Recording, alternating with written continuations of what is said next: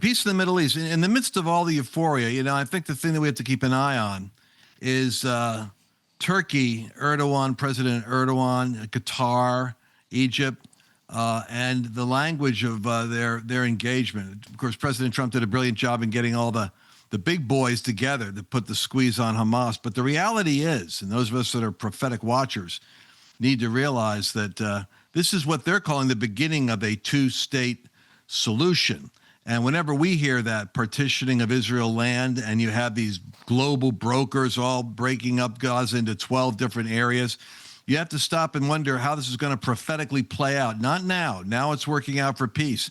But how's it going to be in the future when these world powers all now have a foothold on the real estate of Israel and are talking about brokering more peace with Israel, when we know that always involves Israel having to give up what God gave it in order to have a survival.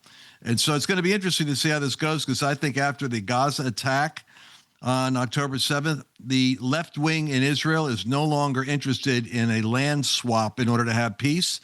And they realize that Donald Trump is the great guarantor, but he's only there a couple of years, and they know what it's like to have whiplash from one president to another. So I think Israel is not going to be giving up land, but I want our radars to know the world powers are there, and they've now got a corner of the real estate, and they've got a foothold with which to start negotiating for the future of Israel.